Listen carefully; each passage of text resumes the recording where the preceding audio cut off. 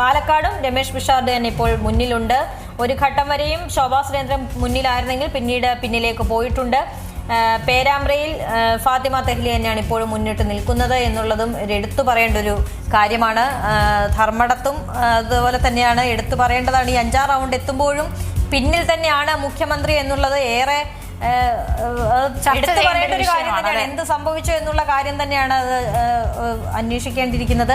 എന്തായാലും 99 UDF, LDF 44 എന്നുള്ള കണക്ക് തന്നെയാണ്, 40 എന്നുള്ള കണക്കിൽ തന്നെയാണ്.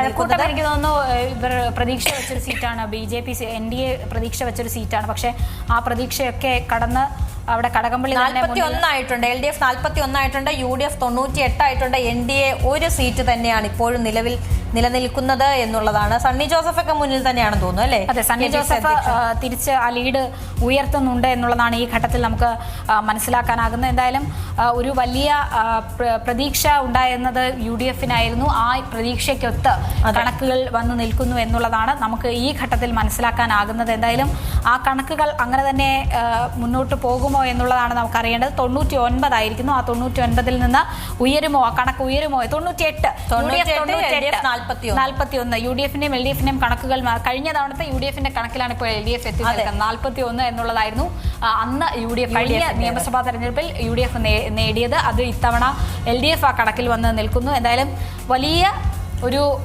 മുന്നേറ്റം തന്നെ കാഴ്ചവെച്ചെന്ന് പറയാതിരിക്കാൻ കഴിയില്ല. 41-ൽ നിന്ന് 98 എന്ന് പറയുന്ന ചെറിയ ദൂരമല്ല. കാരണം 102 വരെയും എത്തിയതാണ്, പിന്നീട് കുറഞ്ഞു വന്നതാണ്. പക്ഷേ ഈ പറഞ്ഞതുപോലെ അമ്പലപ്പുഴയിലൊക്കെ G. സുധാകരനെ നിർത്താനുള്ള UDF-ന്റെ തീരുമാനം ശരിയായിരുന്നു എന്നുള്ളതാണ്. പല സ്ഥാനം TK ഗോവിന്ദന്റെ സ്ഥാനാർത്ഥിത്വം ശരിയായിരുന്നു എന്നുള്ളതാണ്. അങ്ങനെ പലയിടത്തും ആ രീതിയിൽ നമുക്ക് ഇപ്പോൾ KPCC ആസ്ഥാനത്തെ ദൃശ്യങ്ങളാണ്. അതിന് മുന്നിലെ റോഡിൽ നടക്കുന്ന ആഘോഷമാണ് നമ്മൾ കാണുന്നത്.